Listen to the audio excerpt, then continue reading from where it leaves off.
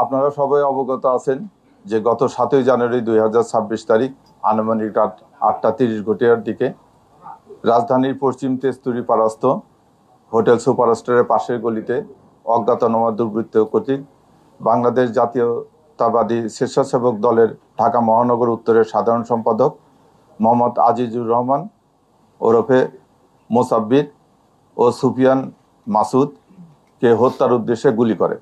ঘটনার পরপরে আহত দুইজনকে চিকিৎসার জন্য নিকটস্থ বিআরবি হাসপাতালে নিয়ে গেলে কর্তব্যরত চিকিৎসক মোহাম্মদ আজিজুর রহমান এলাইস মোসাব্বিরকে মৃত ঘোষণা করেন এবং গুরুতর আহত সুফিয়ান ব্যাপারী এলাইস মাসুদকে উন্নত চিকিৎসার জন্য ঢাকা মেডিকেল কলেজে প্রেরণ করা হয়। উল্লেখ্য যে ঘটনায় নিহতের স্ত্রী বাদী হয়ে অজ্ঞাতনামা 4-5 জনকে আসামি করে তেজগাঁ থানায় 8 তারিখে একটা মামলা দায়ের করে। পরবর্তীতে মামলাটি নিবিড় তদন্তের জন্য ঢাকা মহানগর গোয়েন্দা পুলিশের নিকট হস্তান্তর করা হয়। প্রিয় সাংবাদিক ভাই বোনেরা, আপনারা জানেন যে এই ঘটনাটি একটি আলোড়ন সৃষ্টিকারী ঘটনা ছিল এবং ঘটনার অব্যাহতি পরে আমরা ছায়া তদন্ত করার জন্য ডিবির বেশ কয়েকটি টিম আসামিদের শনাক্ত করা, যেহেতু এটা অজ্ঞাতনামা আসামি ছিল, আসামিদেরকে ওইভাবে কেউ আইডেন্টিফাই করা যাচ্ছিল না, তা আসামিদেরকে শনাক্ত, গ্রেপ্তার এবং হত্যার মোটিভ উদ্দেশ্যে কাজ শুরু করে।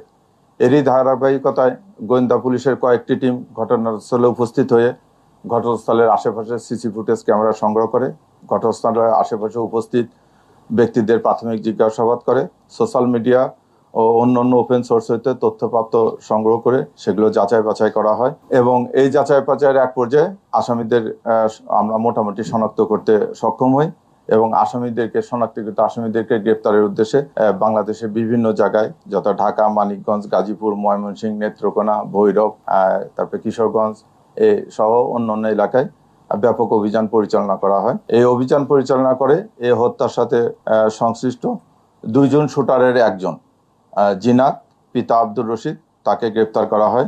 ঘটনার মূল সমন্বয়কারী মোহাম্মদ বিল্লাল হোসেন পিতা শহীদুল্লাহ, তাকে গ্রেপ্তার করা হয়। পাশাপাশি শহীদুল্লাহর ভাই আব্দুল কাদির, যে ঘটনার পরবর্তীতে আসামিদেরকে পলায়নে সহায়তা করা, আসামিদের মোবাইল পরিবর্তন করা সহ অন্যান্য কাজে সহযোগিতা করে, তাকে গ্রেপ্তার করা হয়। এবং ঘটনার আগে এই ঘটনা যে সংগঠিত করবে এই ব্যাপারে অপরাধীরা একটা রেকি করেছিল। এই রেকিতে সহায়তা করার জন্য মোহাম্মদ রিয়াজ নামে একজনকে আমরা গ্রেপ্তার করি।